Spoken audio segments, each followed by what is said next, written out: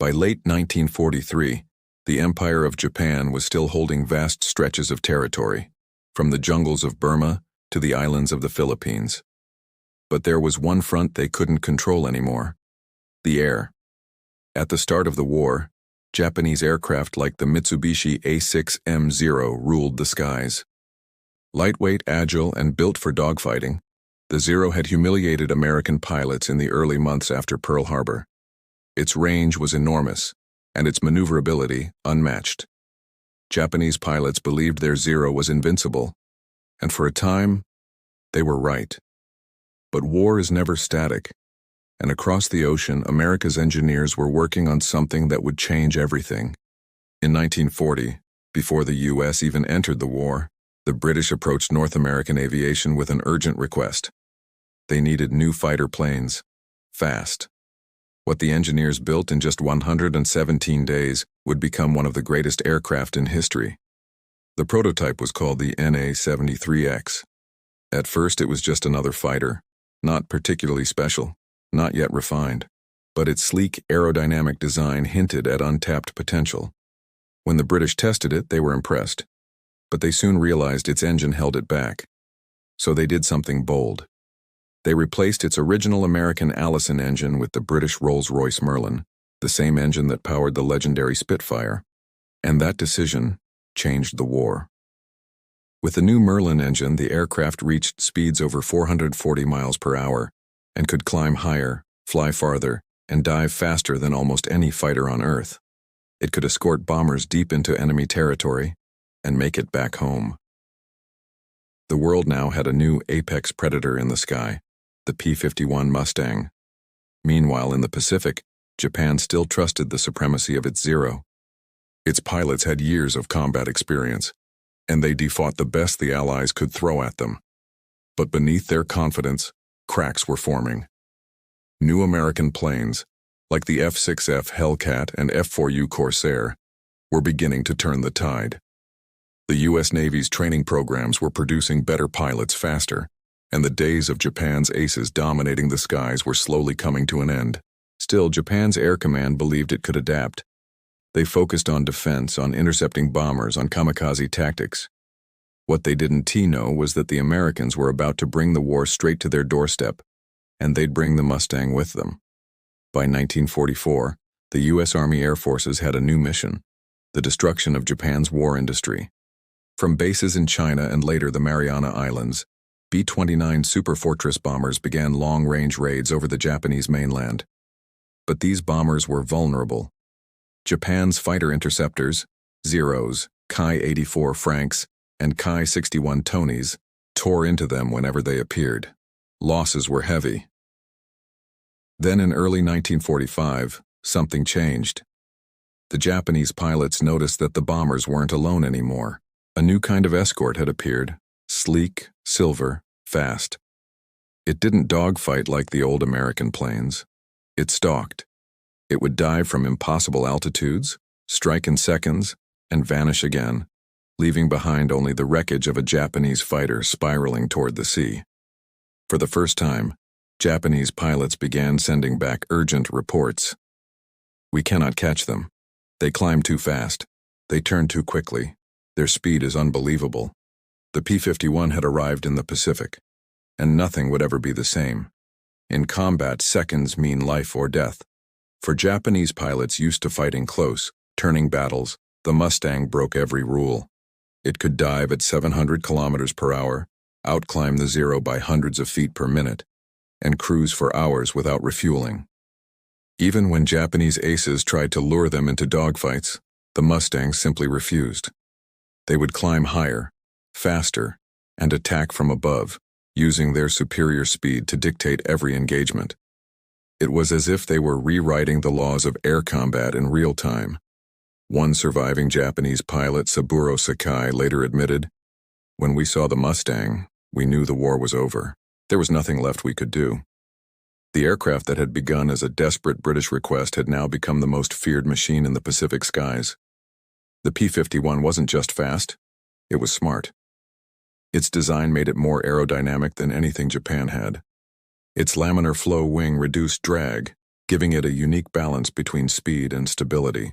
And its range, over 1,600 miles with drop tanks, meant it could fly from Iwo Jima, escort the B-29s to Tokyo, fight in the air, and still return home. To the Japanese, this was impossible. They had never seen an aircraft that could do everything: fight, escort, dive, climb, and cruise, all in one mission. It was no longer a contest of skill or experience. It was now a war of technology, and Japan was hopelessly behind. As the P-51s cut through the skies of Japan, the old guard of imperial aviation watched their empire crumble from above. But the real shock was still to come. Because when America's Mustangs began escorting the B-29s all the way to Tokyo, Japan realized their homeland was no longer beyond reach. And for the first time in the war, the sky itself belonged to America. Before the P-51 Mustang terrorized the skies over Japan, it was just another project, a design on paper, a gamble that could have gone wrong. But what made this aircraft truly special wasn't just its speed or range. It was the mindset behind it, the American belief that technology and teamwork could outmatch any empire no matter how fierce its warriors. This was the stage on which two very different air forces would meet, one forged in ancient tradition, and the other born from industrial revolution. For years before the war, Japanese pilots had been trained in the ancient Bushido code, the way of the warrior. Aerial combat wasn't just a fight, it was an art form, an honorable duel between masters of the sky. The Zero fighter reflected this philosophy perfectly. It was elegant, light, and precise, designed for maneuverability and close combat. Its thin armor and limited firepower didn't matter, because the Japanese believed true skill was about instinct, not protection. In their early campaigns, that mindset paid off spectacularly. Over the skies of China, the Philippines, and the Dutch East Indies, Japanese pilots outflew and outgunned the Allies. To them, their supremacy in the air was proof that discipline and training could overcome any enemy. But they didn't realize that America's strategy wasn't built on honor, it was built on evolution. When Pearl Harbor was attacked in December 1941, the U.S. was caught off guard, humiliated and furious. But within months, the nation's industrial power roared to life. Airfields sprang up across the country. Factories in Detroit, California, and Texas began producing fighters, bombers, and engines by the tens of thousands. American engineers weren't focused on pride. They were focused on progress. If a plane didn't work, they improved it. If a design failed, they scrapped it and tried again. This relentless experimentation created a generation of war machines unlike anything the world had seen. Among them was the P-51 Mustang, which went through constant refinement, faster, stronger, longer-ranged. By 1944, the U.S. wasn't just building planes, it was mass-producing dominance. Before the Mustang reached the Pacific, it earned its reputation over Europe. Flying alongside American and British bomber squadrons, P-51s engaged the feared Luftwaffe, Germany's deadly air force. In the skies over Berlin, they hunted down the legendary Messerschmitt Bf-109s and Focke-Wulf 190s, aircraft that once seemed unbeatable. German aces were stunned by how far the Mustangs could go, escorting bombers from England deep into the heart of Germany and all the way back. That was the first time any fighter in history could protect bombers across an entire strategic raid. By early 1945, the same lessons that won the skies over Europe were being applied to the Pacific. The Americans realized, if the Mustang could crush Germany's air force, it could do the same to Japan. And so began the greatest logistical transfer of air power the Pacific had ever seen. In late 1944, massive American transport ships carried the first P-51 units to new forward bases in the Pacific, the Mariana Islands, Saipan, and Guam. From there, B-29 bombers could finally reach Japan, but they still needed protection. That's where the Mustang came in. The aircraft were modified for extreme range. Extra fuel tanks were fitted, radios were upgraded, and pilots trained for missions lasting up to 8 hours. For the Japanese, the thought of enemy fighters reaching their home islands seemed impossible. Their intelligence report still claimed that no Allied fighter could escort bombers all the way from the Pacific to Tokyo. They were about to find out how wrong they were. In early 1945, the Japanese home islands were bracing for something. American bombers had already begun appearing over cities like Nagoya and Osaka, but the interceptors sent to stop them were exhausted. Japan's airfields were short on fuel. Their pilots were poorly trained replacements, many with fewer than 100 hours of flight experience. The veterans, the once mighty aces of the early war, were gone. The Imperial Army Air Service had also fallen behind technologically. They were still flying older models, Zeros, Ki-43 Oscars, and Ki-61 Tonys, aircraft that had been state-of-the-art in 1942, but were now relics. Still, the Japanese high command believed their agility and courage would carry them through. They had no idea that a storm was already gathering above the clouds, one powered by a Merlin engine and American determination. March 1945, Tokyo. A formation of B-29 Superfortress bombers thundered across the sky.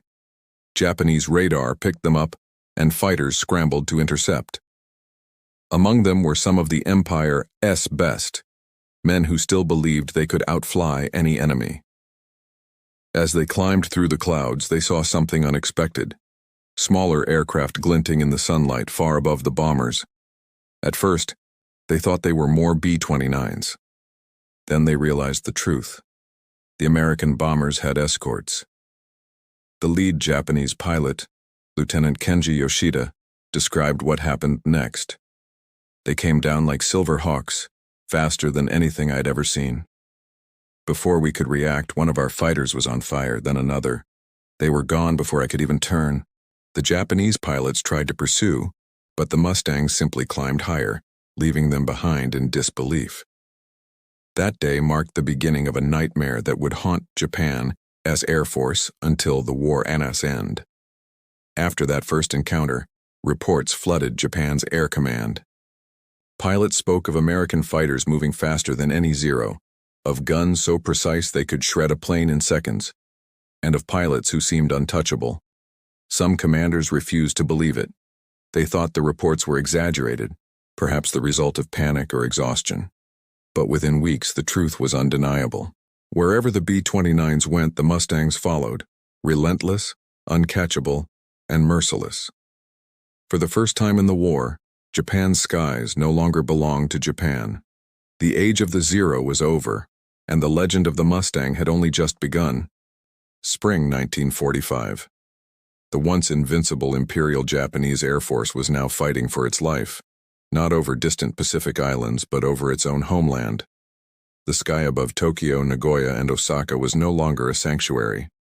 Everywhere the Japanese looked, silver flashes tore through the clouds. The unmistakable silhouette of America's P-51 Mustang. For the first time in history, Japan's best pilots faced an enemy that was faster, higher, and deadlier than anything they had imagined. The Japanese commanders called emergency meetings. The pilots called it something else. A death sentence from the sky. March 18, 1945. The day began like any other. Air raid sirens wailing, Japanese civilians diving for cover, and fighter squadrons scrambling from bases around Tokyo Bay. But this time, the pilots noticed something different.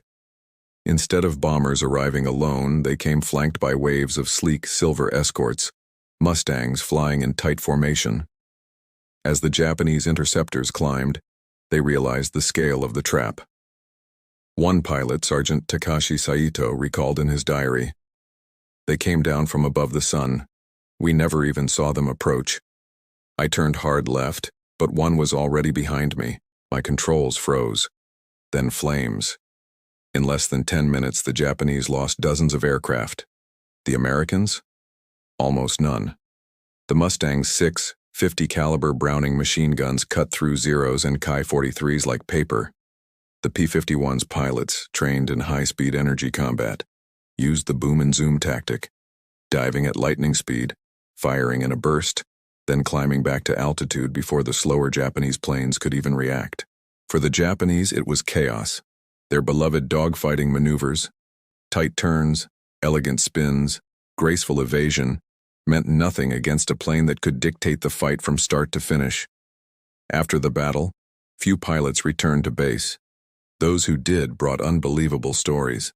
They spoke of Mustangs that could dive straight down without breaking apart, of enemy aircraft that could climb nearly 4,000 feet per minute, of American pilots firing from hundreds of yards away and still hitting their targets. Japanese engineers didn't believe it at first. They examined wreckage from the downed P-51s, what little they could recover, and were stunned. The plane's aluminum skin was lightweight yet incredibly strong. Its laminar flow wings reduced drag to levels they had never thought possible, and the Packard-built Rolls-Royce Merlin engine was unlike anything in Japan's arsenal, reliable, powerful, and efficient even at high altitudes. A secret report sent to the Imperial General Staff concluded grimly, "This enemy aircraft represents a generation of technology beyond ours. Countermeasures are insufficient. The phrase beyond ours would haunt Japan's Air Defense Command for months." To the Japanese pilots, it seemed like the Mustangs could appear anywhere, anytime. But what they didn't know was that America's advantage wasn't just mechanical, it was mathematical. Every Mustang mission was planned with precision, altitude, timing, fuel, and interception routes calculated down to the minute. They had radio coordination that allowed squadrons to communicate seamlessly across hundreds of miles. Japan's outdated radio systems, by contrast, were easily jammed or unreliable at high altitude. The result was total control. In one recorded encounter, an American P-51 squadron intercepted a Japanese formation before it even reached the bombers. The Japanese leader never saw the attack coming. A burst from 1,000 yards, 6 streams of 50 caliber rounds, and his plane disintegrated midair. The Mustang wasn't just faster, it was smarter. It was the first truly strategic fighter, built not just to fight, but to win wars from the sky. In Tokyo, the Imperial Air Command refused to admit defeat. They ordered their remaining squadrons to engage the Mustangs at all costs, even if it meant suicide. But the reality was harsh. Japan's new fighters, like the Nakajima Ki-84 Hayate and Kawanishi N-1K2 Shidenkai, were promising on paper, but they were built too late, and in too few numbers. Poor fuel quality, lack of spare parts, and untrained pilots turned every sortie into a desperate gamble. By contrast, the Americans had an endless supply line: fuel, ammunition, spare engines, even replacement aircraft arriving weekly. When a Japanese base lost 5 fighters, it was a tragedy. When an American unit lost 5, replacements arrived the next morning. As one Japanese officer bitterly remarked, "For every Mustang we shoot down, 10 more appear." By April 1945, Japanese air defense was collapsing. Mustang pilots, who once only escorted bombers, began conducting ground attack missions across Japan. Even the once sacred home islands were no longer safe. American P-51s from Iwo Jima, just 700 miles from Tokyo, launched daily raids. They patrolled the skies at will, hunting anything that moved. When a group of Zeros tried to intercept a B-29 formation near Tokyo Bay, they never reached the bombers. The Mustangs tore into them from above, destroying 13 aircraft in under 5 minutes. The few survivors limped home, fuel tanks leaking, wings riddled with bullet holes. That night, a young Japanese lieutenant named Masaru Kondo wrote in his logbook, "We are fighting ghosts. They come out of the clouds and vanish again. No one can touch them." For Japanese pilots, each mission became a one-way flight. Their outdated aircraft couldn't match the Mustang's power or endurance.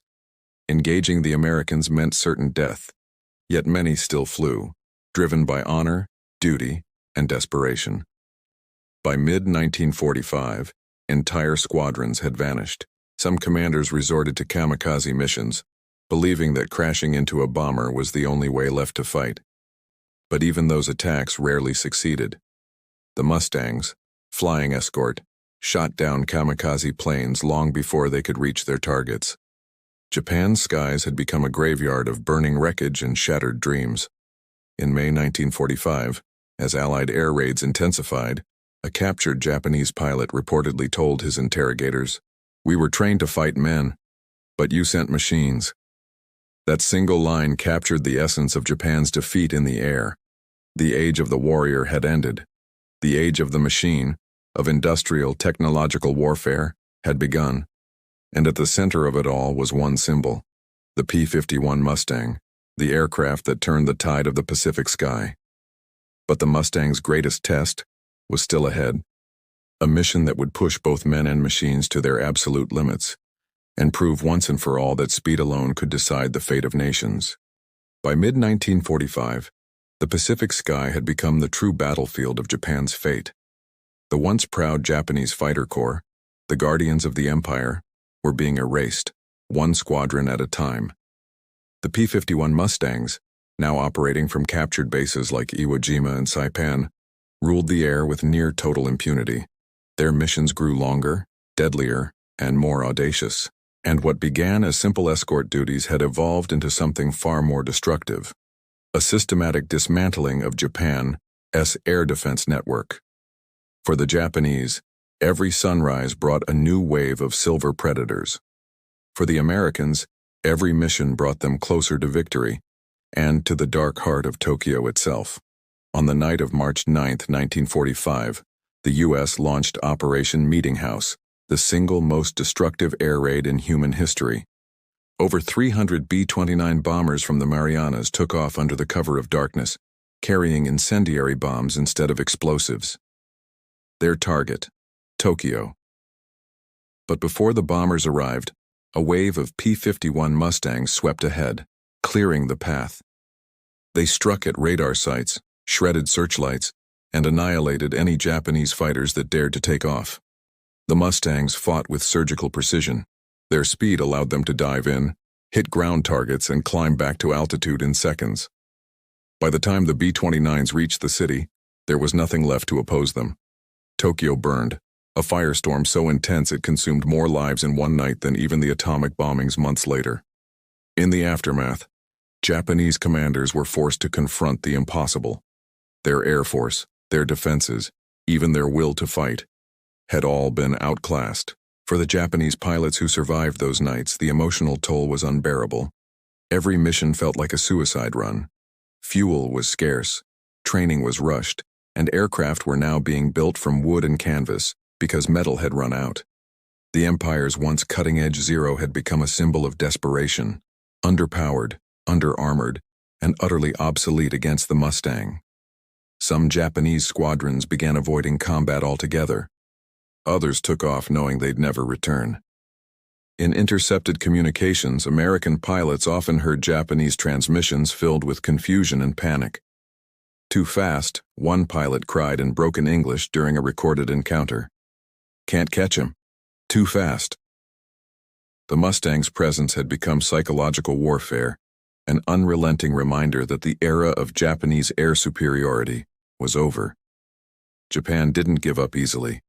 Even as their cities burned, engineers worked frantically on new fighters that could challenge the Mustang, the Nakajima Ki-84 Hayate and the Kawanishi N1K2 Shidenkai. Both were exceptional machines on paper, fast, powerful, and heavily armed. In skilled hands, they could even match the P-51 in a head-on duel. But the reality of war didn't care about design specs. Japan had no fuel for test flights, no metals for proper engines, and no time to train new pilots. Most of these wonder fighters crashed before they ever saw combat. When they did make it into the air, they were often flown by inexperienced men against battle-hardened Mustang veterans. The result was predictable and tragic. In one engagement over Kyushu, a formation of 8 Shidenkais encountered 12 Mustangs. Within 5 minutes, 7 of the Japanese planes were gone. The last one escaped, out of ammunition, out of hope. Its pilot, Ensign Hiroshi Tanaka, would later write, "Our machines were fine, our hearts were strong, but we were fighting the wind itself." The capture of Iwo Jima in February 1945 became one of the most critical moments of the entire Pacific campaign, not just for the Marines who fought on its black sands, but for the pilots who would use it. That small volcanic island gave the Americans exactly what they needed, a forward base just 700 miles from Tokyo. From Iwo Jima, the P-51s could now escort B-29 bombers all the way to Japan and back, something no other fighter could do. This changed everything. Before Iwo Jima, Japan could at least hope to intercept bombers before they reached their targets. After it fell, the Mustangs owned the entire route. They patrolled the skies day and night, attacking airfields, destroying grounded planes, and even strafing trains and convoys across Japan's countryside. The once defiant Japanese sky became a hunting ground, and the hunters were American. Amid this new air supremacy, American fighter aces were born. Men like Colonel Thomas Christian, Captain John Vall, and Major George Preddy turned the Mustang into a weapon of legend. Some pilots scored multiple kills in a single mission, their victories recorded on the fuselages of their gleaming planes. They weren't just fighting for survival anymore. They were fighting to end the war. One Mustang pilot recalled, "We didn't need to chase the enemy anymore. We just climbed, looked down, and picked who to shoot first." Meanwhile, for Japan, every name on the Allied ace list was another ghost in the sky, another reminder of the growing hopelessness. The Mustangs were not only destroying Japan's aircraft, they were erasing its heroes. Behind the glamour of air combat was cold, strategic precision. Every mission was planned to weaken Japan's infrastructure: power plants, airfields, fuel depots, shipyards. P-51s were the scalpel to the B-29's hammer. In one coordinated raid over Osaka, P-51s flew ahead of the bombers, destroying anti-aircraft positions and decimating interceptor runways. When the bombers arrived, there was no resistance left. Just smoke. For Japanese cities, there was no longer a question of if they would be hit, only when. By summer 1945, Japan's air war was no longer a defense. It was an act of survival. Many young pilots, barely out of flight school, were ordered to fly suicide missions against American bombers. But even that failed. The Mustangs intercepted them long before they reached their targets, shooting them down with chilling efficiency. In the face of such relentless opposition, Japan's command structure began to crumble. Reports from field officers grew shorter, more desperate, and often ended with the same line: "The enemy's speed and power are beyond our comprehension." By July 1945, the skies over Japan were firmly under Allied control. The P-51s no longer faced real opposition. Their missions shifted from survival to domination, ensuring that no Japanese aircraft could rise again. When B-29s dropped atomic bombs over Hiroshima and Nagasaki in August, not a single Japanese fighter was left to oppose them. The Empire's air force had ceased to exist, annihilated long before the surrender was signed. And at the heart of that victory stood one aircraft, sleek, silver, and unstoppable. The P-51 Mustang had done what few believed possible. It had conquered the sky itself. But as Japan burned and the war neared its end, even American pilots began to ask the question that haunted them long after the fighting stopped. Had mastery of the skies come at too high a price? Because for every victory, there was still a story of loss. By summer 1945, the Pacific War had reached its most brutal crescendo. Japan's empire, once stretching across half the Pacific, was shrinking, island by island. But it was not the sea that would finally break Japan's will. It was the sky. The P-51 Mustang, now the undisputed master of aerial warfare, was about to deliver the final blow that even Japan's most hardened generals could not comprehend. In June 1945, America launched an operation that perfectly showcased the Mustang's versatility and ruthless efficiency: Operation Starvation. The goal was simple: choke Japan to death by destroying its supply lines. P-51 Mustangs flew in low over the inland sea, strafing merchant ships, fuel depots, and rail yards.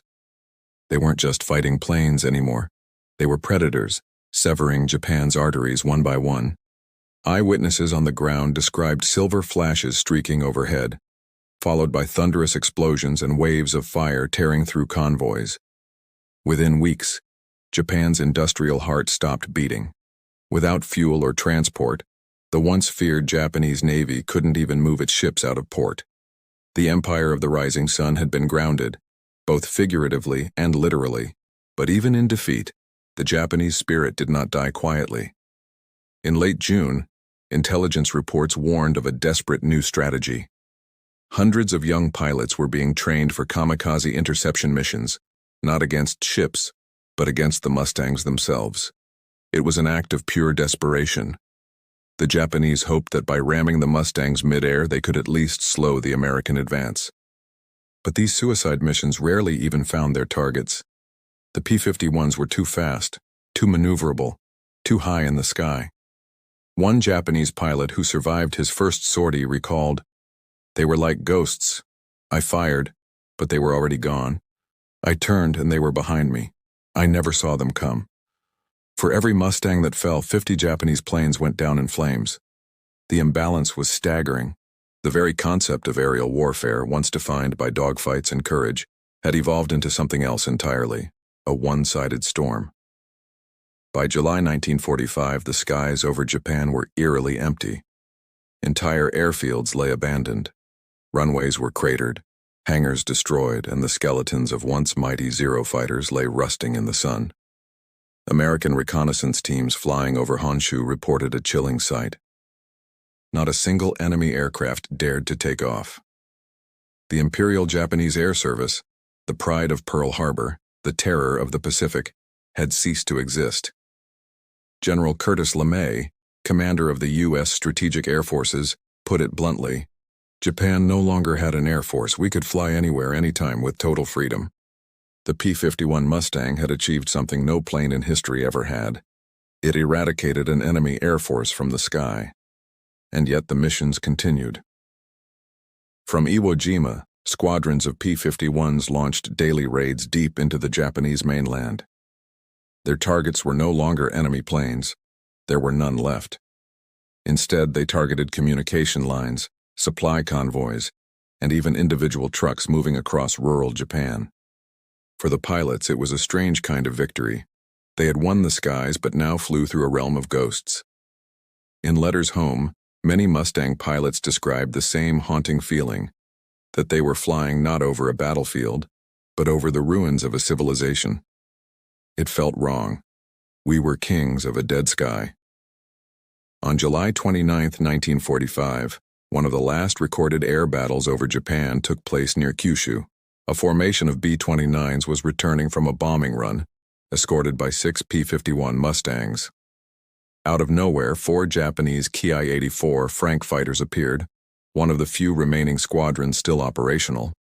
The battle lasted less than 6 minutes. 3 of the Japanese fighters were shot down instantly. The 4th, piloted by Lieutenant Kenji Hatanaka, made one final desperate move, a head-on kamikaze dive toward a Mustang. The American pilot, Captain Harold Fisher, later recalled, "He came straight at me, full throttle, guns blazing. I banked, felt the shockwave as he passed. When I turned around, there was nothing left of him." That was one of the last dogfights of World War II. After that day, no Japanese aircraft ever rose to meet the Americans again.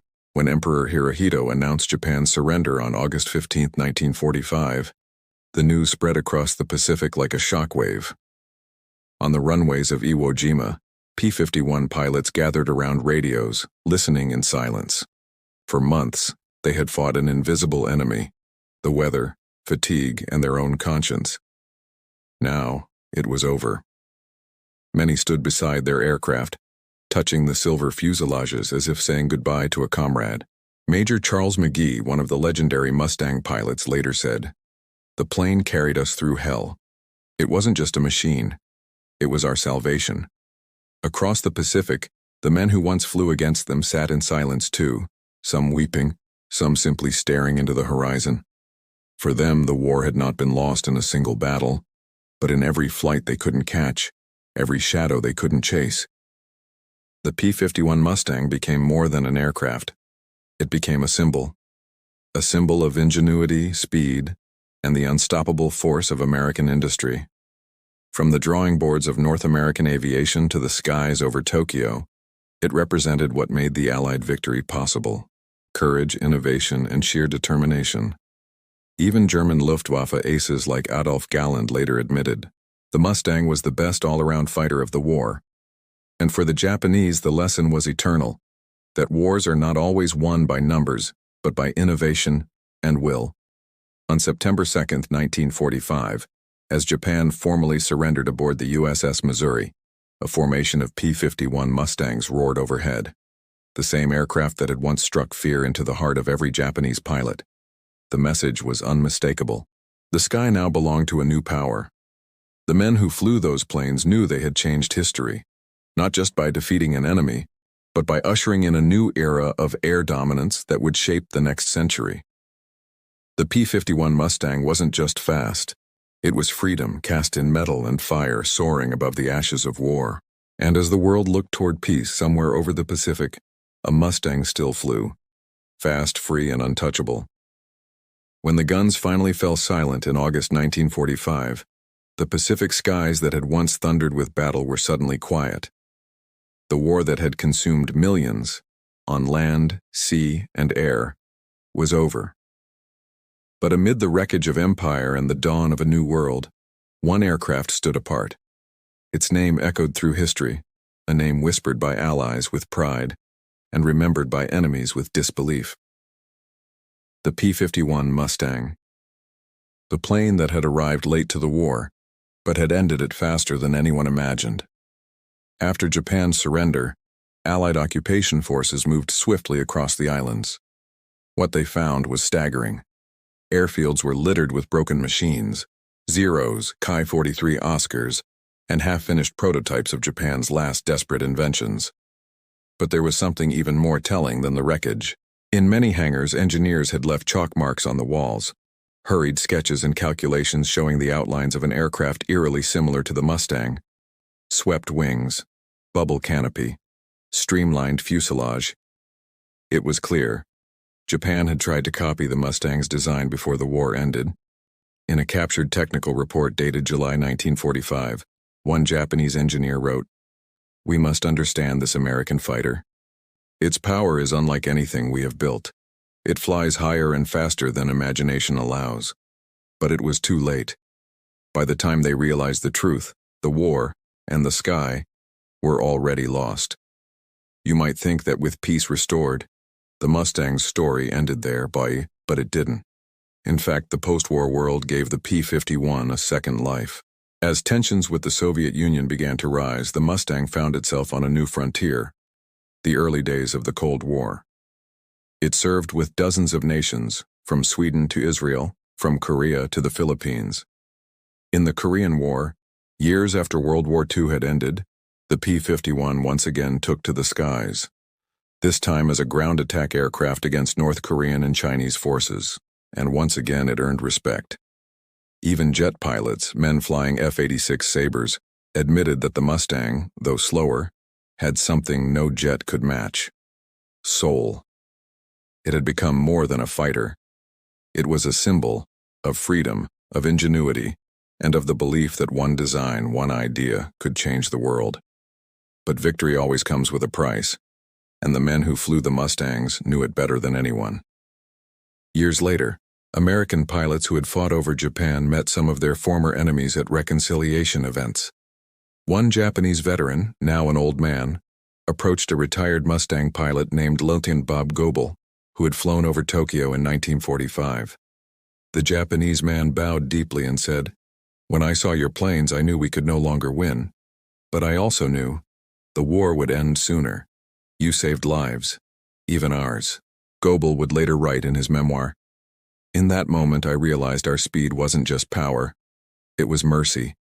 Because the faster we ended that war, the more souls were spared." It was a profound truth, one often lost in the thunder of engines and gunfire. Even decades after the war, the P-51 Mustang refused to fade into history. Many were sold to private collectors, lovingly restored and flown in air shows around the world. The deep growl of its Rolls-Royce Merlin engine, that unmistakable sound, still echoes across the skies at memorial flights and aviation museums. Pilots who fly them today speak of the same exhilaration and reverence their wartime counterparts once did. It's not just nostalgia, it's respect. Because the P-51 wasn't just a machine. It was the culmination of courage, innovation, and sacrifice, everything humanity could achieve when it refused to surrender to fear. But here is the part few people know, the surprising twist in the Mustang's story. the P-51 almost never existed. In 1940, when Britain asked North American Aviation to build fighters, the company initially tried to license-produce the British P-40 Warhawk. But when the deal fell through, their engineers, led by Edgar Schmood, proposed a brand new design. They built the first prototype in just 117 days. At first, the U.S. Army didn't even want it. They thought it was untested, too new. It wasn't a T until the British tested it with a Rolls-Royce Merlin engine that the true potential of the aircraft was revealed. The result was a masterpiece, the fastest, longest-range fighter the world had ever seen. In other words, the plane that won the war in the skies almost never got off the drawing board. A decision that could have changed history had it gone the other way. Today, the P-51 Mustang stands as one of the most beloved and respected aircraft ever built. Not just for what it did, but for what it represented. In the Smithsonian National Air and Space Museum, one Mustang sits suspended in the air, gleaming under the lights. Its name painted proudly on the side, Glamorous Glenn III, flown by America's top ace, Chuck Yeager. And in Japan, a small museum displays the wreckage of a downed P-51, carefully preserved not as a symbol of defeat, but as a reminder of how innovation and courage can shape destiny. The men who once feared it, now honor it. Because in the story of the P-51, there is no hatred, only respect for what it meant to fly faster, higher, and further than anyone thought possible.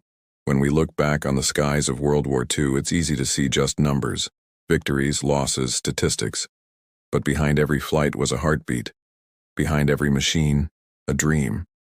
The Mustang wasn't built by soldiers, it was built by dreamers.